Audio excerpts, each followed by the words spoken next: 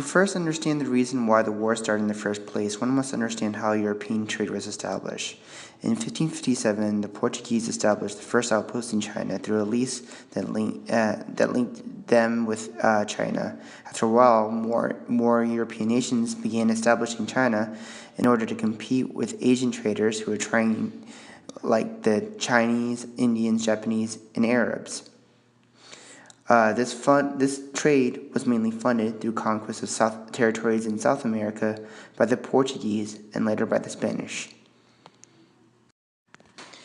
In the 1600s, British ships began to appear sporadically around the coasts of China without establishing formal relations through tributary systems. British merchants were allowed to trade at ports of Zhoushan and Xiamen, in addition to Guangzhou. Increasing products from China, such as silk, porcelain, and tea, especially tea from China, became a daily habit that the British couldn't get enough of. Have you ever heard of tea time in Britain? The culture of it stemmed from this trade. As the Chinese Empire were trading with other European nations that traded in silver, the Chinese decreed that all currency traded for its products can only be traded in silver. However, this caused problems with the British since they lacked supplies of silver because their currency was based on gold. Therefore, in order to obtain silver, the British either had to buy it from Mexico or buy it from continental Europe, which was very costly. As the 1700s came, European traders were increasingly establishing ports in Guangzhou. However, there were restrictions put on foreign traders. These restrictions were that business was restricted to a guild of merchants called the Gohong or Gonghang. In addition, the traders were only permitted to live in an area called the 13 Factories, Shishanhang, and were not permitted to go into China. Lastly, they were not permitted to learn Chinese. Therefore, the empire took measures to isolate themselves. By the 1800s, due to high demand for Chinese products like tea and restrictions put by the Chinese emperor, trade with China became very costly for powerful countries such as Britain, France, and US. Britain especially had a silver deficit because it sold less goods to China than it bought with silver for Chinese products. Many missions by British, Russian, and Dutch representatives with the emperor to trade European inventions instead of silver were all rejected. Eventually, as the need for a solution to the silver deficit was greater, a solution was found in opium. Opium has been used for medicinal purposes during the Qing dynasty, where the opium was ingested. With recent conquest of India by the British, vast amounts of opium was discovered. In addition, the quality of opium there was stronger than the type traditionally taken in China. In addition to the added strength of the opium from India, opium became more widespread in China by smoking the opium instead of ingesting its resin, which made it stronger. However, as the opium use became more and more popular in China, traders, in order to meet demand, circumvented the trading restrictions that were held on foreigners, as mentioned earlier.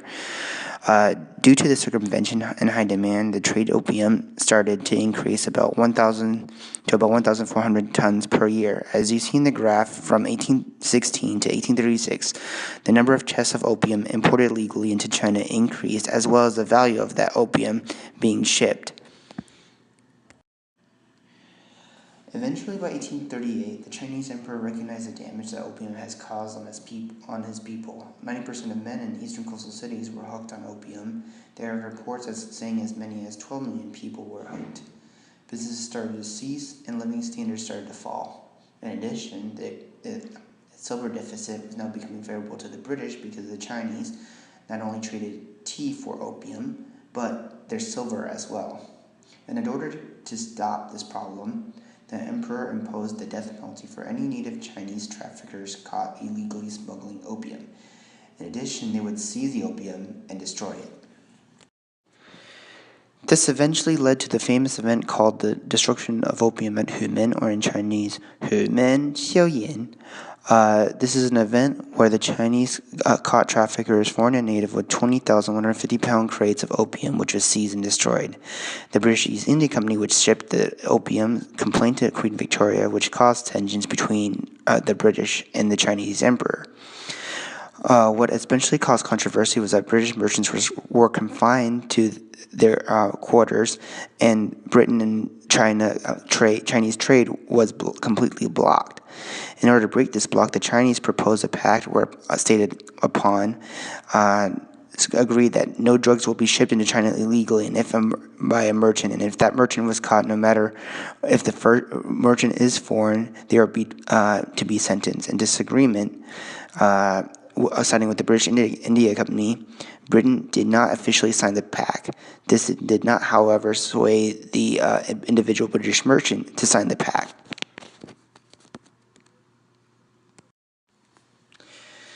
One of the ships who agreed upon the pact was the Thomas Coutts. The ship was owned by British Quakers who did not trade in opium. Its captain got permission from the Chinese governor of Guangzhou to land in Hunan. However, this became a problem for the British since they did not officially agree to the pact created by the Chinese emperor. Therefore, they blocked the Pearl River and prevented other ships which had previously agreed to the pact, privately agreed to the pact, from landing in China. To protect the right of these ships, the Chinese Navy were sent out, setting a conflict with the British Navy, blockading the river. At the end of this conflict, 29 Chinese war junkers were destroyed. Further conflicts between the Chinese and British ensued, which developed into war. However, the balance of sides were unequal. The British had modern technology such as steamships with heavy guns and concrete rockets, which were more accurate than cannons. In addition, the British had modern rifles, which fired more rapidly and accurately than previous guns. The Chinese only had matchlock muskets and antiquated cannons, both of which were highly inaccurate and no match for British firepower. In addition, the Chinese were fighting another conflict with skis in the Ski-Sino War at the same time. In the end, what resulted was a higher casualty rate for the Chinese, being 18,000 to 20,000 versus the 69 British casualties. Eventually, the British took over important locations such as Shanghai, Guangzhou, and the Yangtze River, the Changjiang. The seizure of these locations caused the emperor's income from taxation to reduce significantly. Due to this financial pressure and the human cost of this war, a multitude of treaties called the unfair treaties, or 不平等条约, came about. The first of which was called the Treaty of Nanking, or Nanjing 条约. This treaty conceded Hong Kong Island, or Xianggang Dao, to the British, who controlled it to 1997, when it was given back to China in a later agreement. After this treaty, many treaties followed with powerful Western countries, such as the Treaty of Bogue, or the Human 条约 between China and Britain, the Wangshao 条约 between U.S. and China, and the Huangpo, or the Treaty of Huangpo, or the Hangpu 条约. These treaties led to the Chinese call this period a century of humiliation, which lasted from till 1949, or the Bainian Guochi. This is because of the decline of the Qing dynasty and the rise of Western imperialism in China, in addition to the colonialization period in Japan, which ended in 1949. This period is still remarked by Chinese nationalists and even Mao Zedong.